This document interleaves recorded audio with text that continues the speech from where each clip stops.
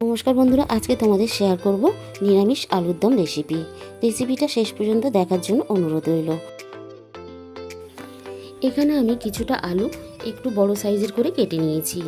এবার প্রেসার কুকারের মধ্যে দিয়ে দিলাম আন্দাজ মতো জল। এবার আমি কেটে রাখা আলুগুলো জলের মধ্যে দিয়ে দেব। প্রেসার কুকারে এইভাবে আলুগুলো সেদ্ধ করে নিলে রান্নাটাও তাড়াতাড়ি হয়ে যাবে আর আলুর দমটাও খেতে ভালো হবে। এবার আমি স্বাদ মতন লবণ দিয়ে দেব। আলুগুলো খুব ভালো করে লবণ দিয়ে আমি সেদ্ধ করে নেব। এদিকে আমি টক দই নিয়েছি হাফ বাটির একটু কম।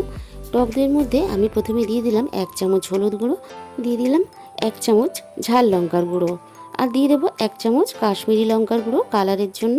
এরপর আমি দিয়ে দেবো 1 চামচ ভাজা জিরের গুঁড়ো আর 1 চামচ ভাজা ধনে গুঁড়ো। এবার সব কিছু আমি খুব ভালো করে দইয়ের সাথে মিশিয়ে নেব। এইভাবে মশলাটা দইয়ের সাথে মিশিয়ে রাখলে তাহলে কিন্তু তরকারির একটা সুন্দর কালার আসবে। এবার আমি আলুটাকে খুব ভালোভাবে সিদ্ধ করে জল ঝরিয়ে নিয়েছি, আর নিয়েছি কিছুটা একটু বড় করে কাটা ক্যাপসিকাম কুচি। কড়াইয়ের মধ্যে প্রয়োজন মতো আমি এখানে সর্ষের তেল দিয়েছি। এবার সর্ষের তেলটা খুব ভালোভাবে গরম হয়ে গেছে। ক্যাপসিকাম কুচিগুলো আমি তেলের মধ্যে দিয়ে আমি একটু হালকা করে ভেজে নেব। খুব বেশি এখানে ভাজবো না, আমি হালকা একটু ভেজে নেড়ে চেড়ে এইভাবে তুলে নেব। আলুর দমে ক্যাপসিকাম এইভাবে ভেজে দিলে খেতে দারুণ একটা স্বাদ হয়। ওই একই তেলের মধ্যে আমি ফোড়নে দিয়ে দিলাম অল্প একটু গোটা জিরে, আর দিয়ে দিলাম গোটা গরম মশলা, আর দিয়ে দিলাম একটা তেজপাতা। এবার ফোড়নটাকে আমি খুব ভালোভাবে একটু 2 থেকে 3 সেকেন্ড ভাজা ভাজা করে নেব। ফোড়ন থেকে যখন গন্ধ বেরোবে তখন আমি সেদ্ধ করা আলুগুলো তেলের মধ্যে দিয়ে এইভাবে একটু নাড়াচাড়া করে লালচে করে ভেজে নেব। এখানে আলুগুলো আমার খুব ভালোভাবে ভাজা হয়ে গেছে। এর থেকে বেশি আমি আর ভাজবো না। এবারে মাঝখানটা একটু ফাঁকা করে আমি এখানে দিয়ে দেব আদা আর টমেটো পেস্ট।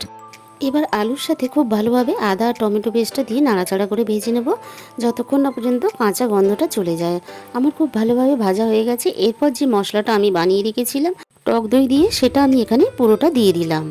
এরপর আমি এখানে বাটি দেওয়া একটু মশলার জলও দিয়ে দিলাম। আলুর সাথে খুব ভালোভাবে আমি মশলাটাকে প্রথমে কষিয়ে নেব। খুব সুন্দর করে আমার এখানে কষানো হয়ে গেছে, মশলা থেকে তেল ছাড়তে শুরু করে দিয়েছে।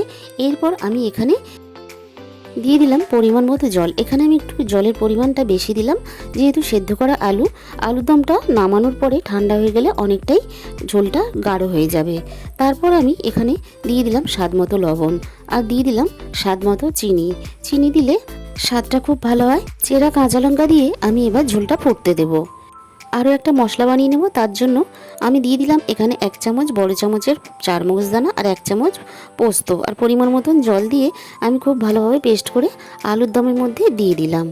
এরপর আমি এখানে দিয়ে দেব ভাজা ক্যাপসিকাম কুচি। আজকে এই আলুর দমের রেসিপিটা তোমাদের যদি ভালো লেগে থাকে অবশ্যই ভিডিওতে একটা লাইক করো আর প্রচুর শেয়ার করো। আমি সব কিছু খুব ভালোভাবে একসাথে মিশিয়ে দিলাম। এবার আমার আলুর দমটা রেডি হয়ে গেছে। আমি এবারে এখানে দিয়ে দিলাম 1 চামচ গরম মশলার গুঁড়ো আর কিছুটা ধনেপাতা কুচি। এইভাবে আলুর দম বানিয়ে তোমরা কিন্তু রুটি, পরোটা, লুচি বা ভাতের সাথেও নিরামিষ দিনে এটাকে পরিবেশন করতে পারবে। নতুন বন্ধুদের কাছে অনুরোধ রইল, আমার রেসিপিটা ভালো লাগলে অবশ্যই চ্যানেলটা সাবস্ক্রাইব করে পাশে থেকো।